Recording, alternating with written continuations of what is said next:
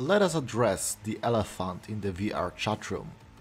The game is buggy, junky, broken in many places.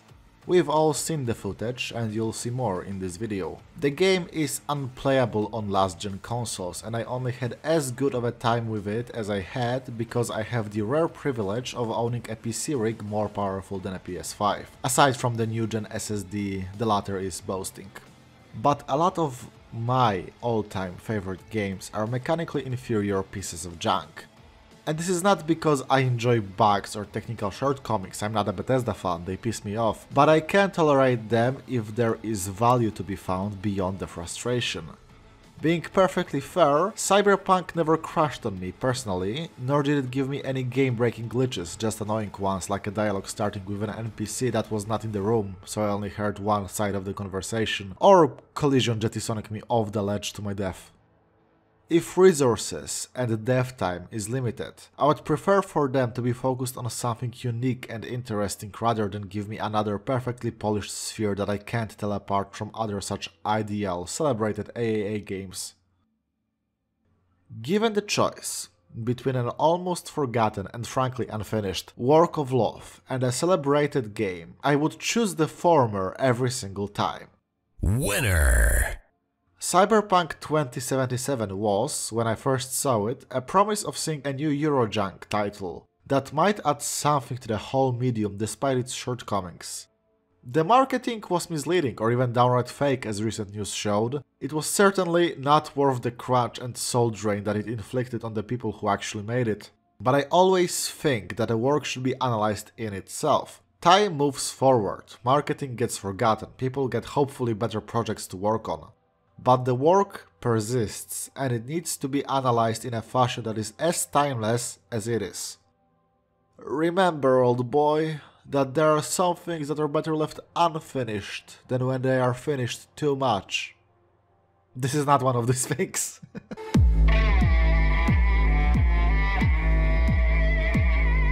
In the far future of an alternative timeline, corporations reign supreme. The disparity between haves and have-nots has grown to a downright comedic level, as people live in squalor a few blocks away from huge skyscrapers inhabited by the filthy rich. United States collapsed as a nation and the game takes place in Night City, an independent city-state on the west coast. Split into 1,000 warring factions, the remnants of America are shamelessly and ruthlessly exploited by a foreign superpower, Japan, to squeeze the last possible drop of capital out of the people who need to conform to the street-level brutality to survive.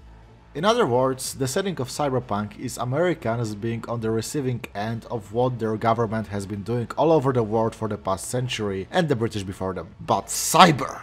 It's been quite fun watching Twitter do its thing and ask questions like, why is this so orientalized? Why is random Japanese text in the weirdest places? Why do all the Japanese people have strong accents? And gee, I don't know, why is this bag of peanut puffs I bought in English on the front but all the information on the back is in a bunch of Slavic languages? Why can I make a living teaching English in Poland but teaching Polish in the US would be a laughable idea? Why, even locally, mispronouncing English is laughable among the young and educated, but mispronouncing Polish by foreigners is expected? Because we're not the power here, that's why. And that's the situation people from Night City find themselves in. Of course the Japanese don't care to use proper English, of course people surround themselves with misused and frankly fetishistic artifacts of that foreign culture. And it's not just me being a bitter little shit. In her book titled Post-Colonial Theory: A Critical Introduction, Leela Gandhi describes a similar development in India after gaining independence. The idea of English influence on language, culture, fashion and so on was either reviled or absurdly fetishized, with very little in between. I'm dwelling on this for so long because I think people actively prefer to ignore what's before them and get a lot of ideas of what cyberpunk as a genre is, isn't, should or shouldn't be. And it's double hard on a video game adaptation of a tabletop system that gave the genre its very name. For now, let's put it to bed with this. Cyberpunk 2077 takes place in a post-colonial heavily exploited city-state. It just so happens it's also the last remnant of what used to be America in the far future, because the author is an American and the idea of cybernetically modifying your body has been cool as shit for 4 decades now, if not more. As for the game itself, Well, it's an open world game. Riding around is fun, though I am more partial to motorcycles than cars because the latter either handle perfectly or like a stick of butter on a hot pan. Not to mention there's a bike from Akira in the game. It's also called Kusanagi. Fucking whips. The openness of that world is questionable though, to say the least. A lot of street vendors are merely decorations, no icon above their heads means no shopping. As you check off tasks on the map, there is less and less stuff to do. There is almost zero interactivity to speak of as well. I have some spare cash. Can I play one of these arcade machines? Nope. Okay, how about this pool table? Anybody wanna play some 8-ball? Guess not. The entire world just feels shallow and unreactive. I honestly think everyone would be much better off if the scale of the world was toned down by several notches. Driving around is fun, but at one point you internalize all the views and it just gets boring. Shooting is pretty fun. The devs realized that just having standard gun types is boring at this point, so all of them also have common subtypes. Power guns can ricochet, tech guns can be charged to shoot through walls, and smartling guns shoot out bullets that whiz around cover and obstacles to reach the target. I admit I didn't play around with melee weapons much because, well, this is an RPG with limited stat and perk points and no way to respec. I could use my monowire to deal like 300 damage per slash, or I can pop headshots for 5000. Not hard to imagine what I went with. Plus, I have to say that I don't like how getting hit by melee attacks lacks any feeling of impact. A guy swipes at me and whoop, red screen I guess. In combat, you can also use quick hacks, which are basically spells. Establish eye contact with a dude, slow time down to a crawl and eject them with something nasty for a spendable, but regenerating resource. They're good, but kinda disappointing. There's little outside of damage hacks, and physical terminals on the map are a case of get in, play minigame, get cash. The computer terminals that let you take over cameras and such don't even need a minigame. Anyone can do it if they sneak up to it. Oh yeah, and sneaking is a bit basic as well. Crouch to make people detect you slower, avoid cones of vision, hack items around to distract people, snap their necks for an instant kill. At least levels always seem to support it as a playstyle, so I'm not complaining. I just miss stuff like tear gas mines from Deus Ex. Just like with The Witcher 3, the progression system is irritatingly unsatisfying. There's little difference between a level 1 gun and a level 30 gun with purple items. Numbers get bigger, but their game plan is always the same. Guys with guns hide and shoot, guys with melee weapons zigzag to your location to bonk you, netrunners hide and try to slap damage over time on you. An enemy being high risk, read higher level, means you can't insta-kill them after sneaking up and they can probably pop you into shots. And of course the final boss is weaker than some sidequest schmucks because of course. I don't know guys, maybe just drop the leveling aspect? You already have a separate experience system that gives you bonuses for using a particular skill. Just leave that and perks. Maybe drop the perks that just boost damage since they are boring anyway. Add items that give more free perk points to make gameplay more varied. Please stop making bad progression systems. RPGs mean much more than just having levels and XP, which is why it's pretty sad that at points it's really hard to feel any freedom at all. A vast majority of side quests are destined to progress one way and maybe give you a choice to tap out early at best. Backgrounds only give you an extra choice of dialogue every now and then. Quests often have just one way to solve them. Get file from computer X, kill guy Y, with alternative takes being sporadic. At moments, it tries to be immersive simmy like Deus Ex or System Shock, especially when it comes to level design and methods of getting to the goal, but it lacks the variety of expression that one would expect from other adaptations of role-playing systems. I have to say that the game is gorgeous. First and foremost, you can see your body when you look down. I gave way too many FPS's shit for not doing that to let it slide unpraised now. As for the design of the surroundings, give the entire 3D modeling team a fucking Nobel Prize, I don't care which category. Be it clean, tidy streets of Corpo Plaza or the down-rotten slums of Pacifica, the design of the world is great. It's busy and feels very lived in.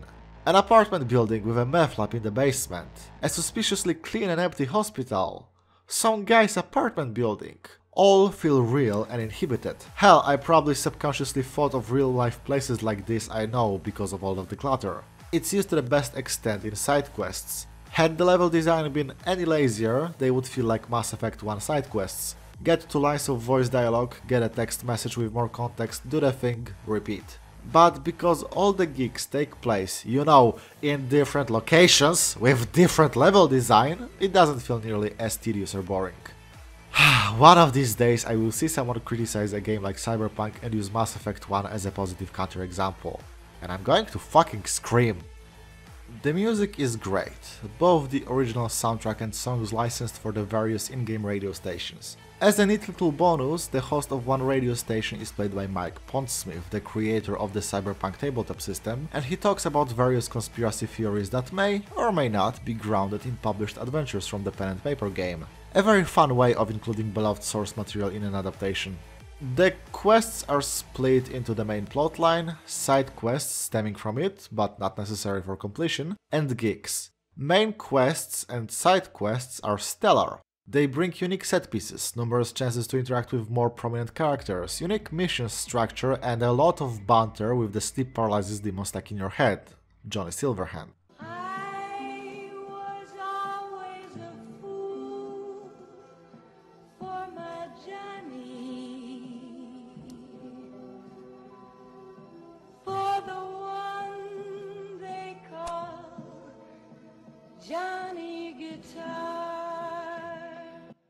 Speaking of which, whenever you get a chance to relive a bit of his past, it's much more in line with the 80s idea of cyberpunk. Blue replaces yellow as the primary UI color, and Night City seems to be composed of nothing but overcast skies and wet concrete. They didn't have to go the extra mile with that, but they did, and I appreciate it.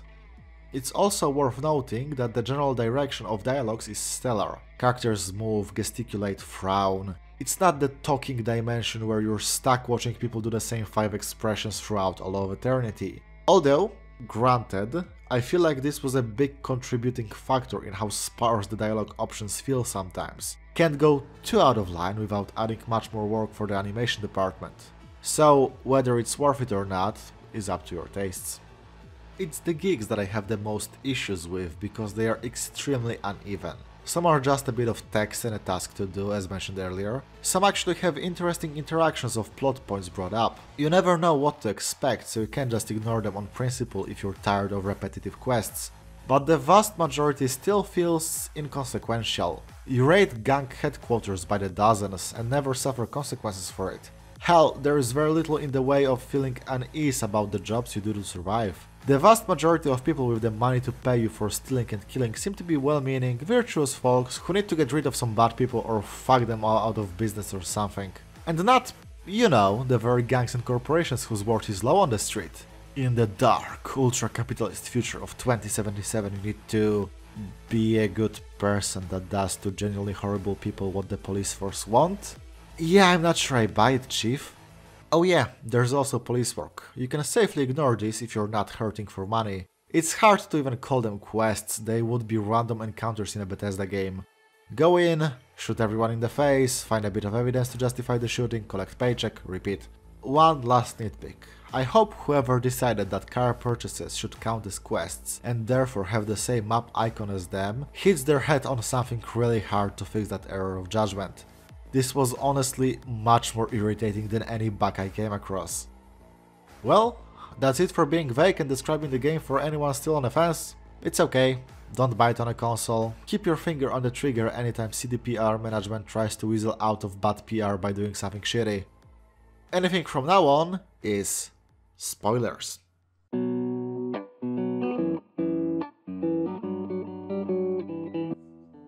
Cyberpunk 2077 has two core themes, the former being a backdrop that underlines the latter. First is, of course, dystopia. Night City is not just a dystopia, it's every dystopia.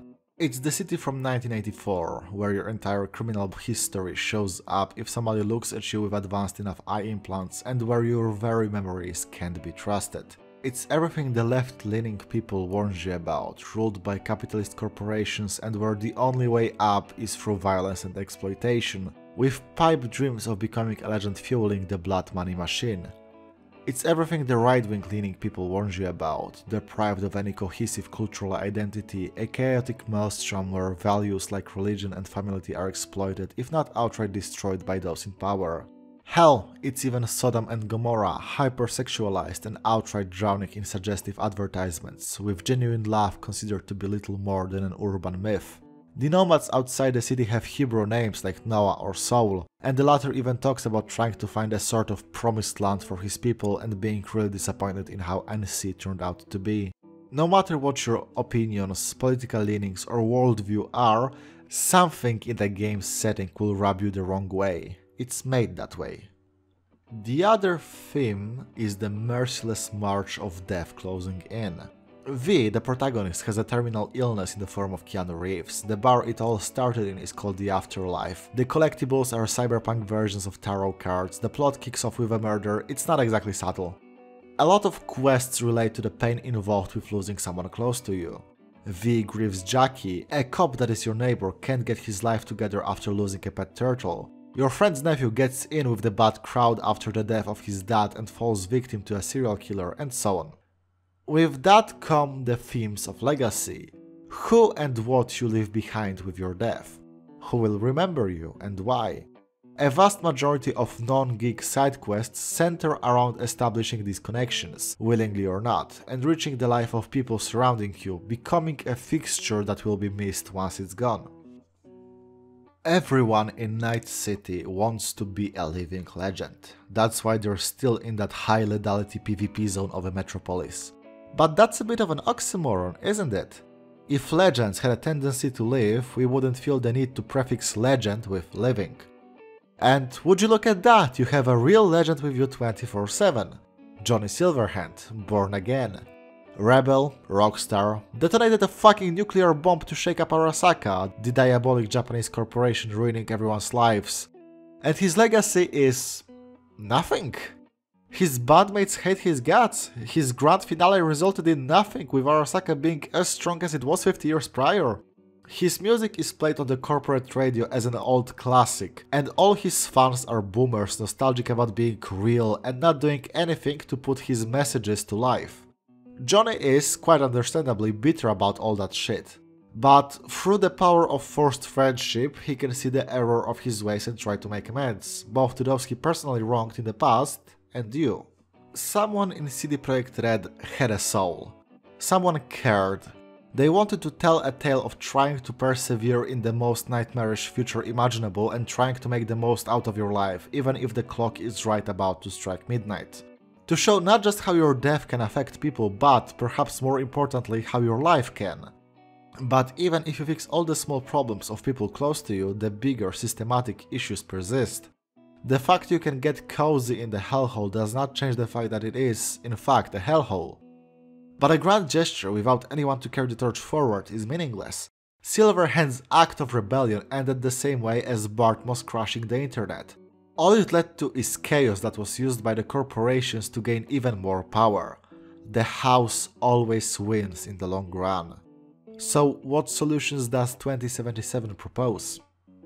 Zilch, nada, nothing? Which is quite perplexing because you'd hope that would at least get addressed, but nope. Anytime there's commentary to be made, Johnny opening his fat digital mouth to talk about how fucked the world is and how unhinged you need to be to throw yourself into it to try and change it, it either gets a "shut up, tin arm" from V, or is left in what feels like a middle of a bigger conversation. Let me have an opinion, damn it! Let me address the quirks and injustices of the world that surrounds both of us. But no, there is this invisible fucking string of status quo pulling you away from ever trying to address anything with words or actions. One thing that stuck out to me was a quest where a death row inmate found faith, and this was exploited by Showbiz. They wanted to record a brain dance, basically a video footage that involves all senses, of him dying on the cross in a full recreation of what happened to Jesus. Pretty fucked up, obviously, and as you talk with the guy, the corpo responsible for the project tries to get you away from him because you make him have second thoughts. So I thought, cool, I'm already here, I might at least try to sabotage the whole thing so that the guy can die for something else than making a buck for a bunch of bloodsuckers. The day of recording comes, I tell the guy to stop it, he says it's too late to stop anything. Okay, fair. The corpos ask me to be the executioner, so I think, cool, I can sabotage it right there and then. It's a recording studio and my bike is outside if things get heated. So I agree, and V just reads off the teleprompters unwarranted, giving me no choice. It's a little microcosm of the game's narrative failings. It wants to show you how things are fucked up, it wants you to feel it's wrong, but there's almost no option to speak up, to fight back. At best, you can walk away, and boy, that sure makes a strong statement, doesn't it? Just look away if you don't like what you see. And you might make an argument about how V would only accomplish dying, but hey, 1, they're already dying, so at least it would be death with a thesis statement. 2, don't tell me they can't handle some fucking Hollywood Studios security forces when the gameplay has been mopping up gangs in the spare time for the equivalent of $10 and a Starbucks voucher. I can understand a lack of happy ending or a positive change in a dystopian story. Hell, Neuromancer is about a criminal doing a job he knows will blow in his face for a chance to unfuck his nervous system. He gets what he wants, but ultimately the world is as fucked as it was at the beginning, if not more so. But if that's the story you want to tell, maybe don't make the gameplay a pure power fantasy, maybe don't let me one-shot entire squadrons of police if you want me to consider them a genuine threat that will slap me down if I step too far out of line. Oh, speaking of, the Max Tech unit, you know, the ones in the first promotional material show up once during a scripted event and then never again. They make a big deal out of how they can make paste out of you, and then you get a single side quest where they show up. To trigger which you need to be a repeat customer in a specific clothing shop. In a game where gear lies on the streets after every shootout, so you might as well never go to a single store in the entire game. It's less wake the fuck up samurai, we have a city to burn, and more rise and shine samurai, we have a gas stove to turn on. Maybe that's why they cut that line from the game, realizing how milquetoast the content is compared to those words. I don't know. I wish I didn't have these doubts, but the death cycle of this game being what it was makes me second guess every instinct I have about the game. Who cared about this game having a message? The rank and file writers or the management? Who hamstrung it? Or maybe nobody cared and I'm just projecting my own ideas onto it? Guess we'll never know. The theme park dollar machine being an anarchist version of Inspirobot was pretty funny. I'll give them that. The notion of rebelling against death is also kind of there, but not really.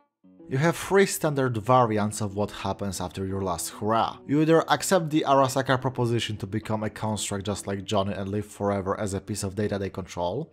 You live out the rest of your days on a ticking clock, either doing one last job or living with nomads, or you let Johnny take the keys and he gets a second chance at life, truly reborn and maybe making a more lasting positive impact on the world the second time around. Whoever leaves the body joins the digital total in that afterlife beyond the black wall.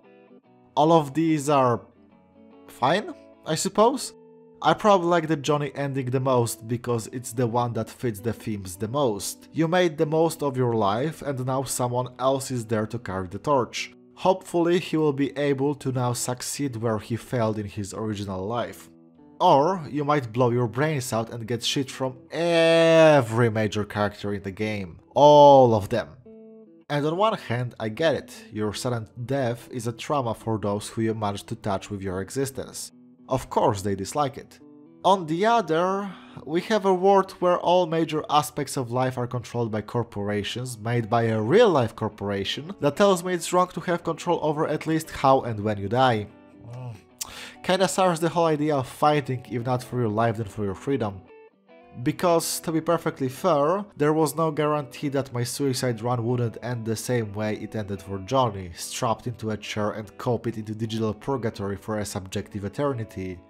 So this really left a bad taste in my mouth. So I guess that leads to the question, what the hell did I even expect from this game to begin with?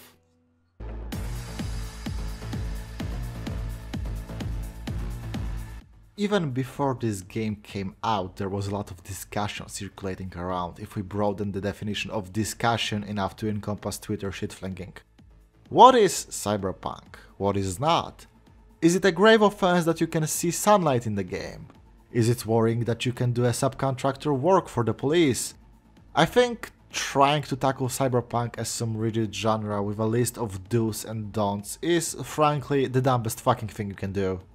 To take a genre that looks into the future and anchor it with nostalgia of all things, How ironic is that? To take visions of how wrong the future can go and say that if something doesn't conform to the 80s and 90s aesthetics of the genre, which by themselves were a counter-movement to the mainstream corporate promoted one word, basic humanity in us all, return to monkey sense of aesthetics, it cannot be called cyberpunk. One of my all-time favorite cyberpunk works out there has no body modifications, no CD sprawls, no ever-present corporate advertisements, just the internet and electricity cables going bzzz.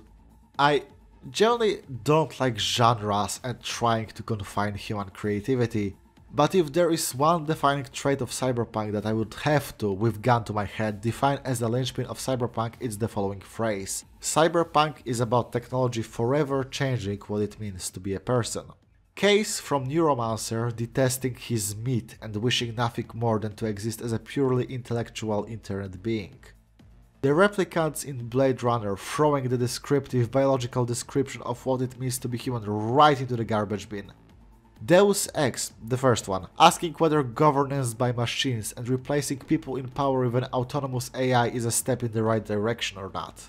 It's not the trench coats, the rain, the corporations, the America-centric setting, the noir aesthetic, or even the punk rebellious soul. It's the, now possibly eternal, question of how technology changes us both physically and spiritually.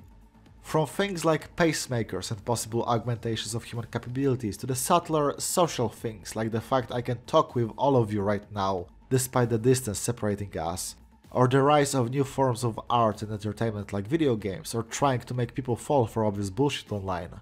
Whether you consider this a liberating new direction we could take, like Donna Haraway in her Cyborg Manifesto, or screech and try to claw your way back like the Unabomber did with both his Manifesto and domestic terrorism, is frankly secondary. Cyberpunk is obviously now. There are two silicon discs attached to the surface of my eyeballs, without which I would be blind as a bat.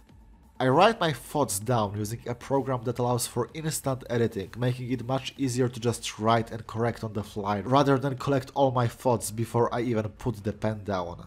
And whatever I think up, I communicate worldwide through an easily available platform. My daily activities and thought processes are very visibly influenced by the technology that is available to me. It is ridiculous to even imagine that I could claim otherwise. But wouldn't that just be science fiction? To which I think it's the easiest to say that cyberpunk is a subcategory of sci-fi to begin with, so why bother trying to separate the two? Sci-fi can touch on other topics like contact with alien races or the discovery of unknown frontiers. It can look outwards. Cyberpunk grabs you by the hair and tells you to look inwards, and often the best way to do that is to draw a reality uncomfortably close to ours, a caricature of what we could consider mundane reality. In considering we inhabit the clown dimension, it gets pretty political. But I don't think that is a necessity per se, it's just a very common tool to use. So the question remains, is 2077 really cyberpunk? To which I have to say, in no uncertain terms, yes, absolutely, holy shit, it's almost pure cyberpunk, from the core story of technology being used to overwrite one person with another, to seemingly innocuous stuff like Judy's side quests, where the very technological tools that turned people into meat sex dolls are used to give them a shot at liberation and self-governance. Technology not only infiltrates every aspect of everyday life to the point where not having even a slight body modification is seen as weird, but it also serves as a full-fledged replacement for religion, souls being encoded as data and allowed to live forever as a part of a greater, difficult-to-comprehend being. What's going to probably stick with me the most is the Paralyzed Couple side quest, in which you learn somebody was engineering their memories and experiences to create the perfect political couple. People who could actually win the democratic elections without getting a million favors from the already powerful corporations. Who is doing that? Why? Who the fuck knows? We'll never find out. They might actually try and accomplish a good thing for all we know. But the fact these people are being disassembled and reassembled is what is both terrifying and interesting. And there are snippets of this all around the game. A pop star dies and gets reanimated on stage to recreate their identity. An AI tasked with driving taxis is developing neuroticisms. The very concept of AI is so common that when seeing a vending machine holding up a conversation, V's first instinct is, oh shit, an intelligence. Take a person, take it apart, replace some things, put it together. Is it still a person? Rinse, repeat, Cyberpunk. But at the same time, 2077 seems anchored in nostalgia, a nostalgic attachment to the tabletop system it spawned from. 50 years passed, but not only are all the same corporations still around, even the gangs didn't change that much. Core players from the pen and paper are constantly referenced, and it doesn't seem like any new blood ever appeared to shake up the status quo further.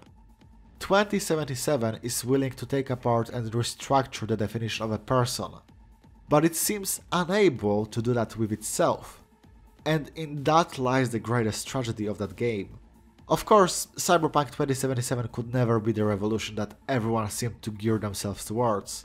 It was treading on paths blazed ages ago, both in gameplay and storytelling. The Fool was tasked with going on a journey, but they seemed so preoccupied with reading about journeys of other people that they never set off on their own. And an idea of what a story should be is never going to be as good as a story free from any notions of what it should or shouldn't be because of those that predate it.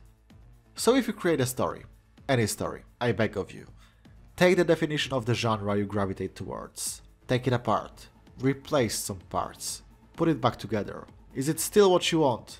Rinse, repeat, lose all notions of literary tradition, or as some would say, kill the past.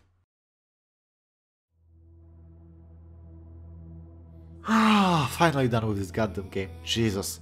Here's hoping I squeeze in one more video before Disco Elysium Final Cut comes out and it's the rest of my life.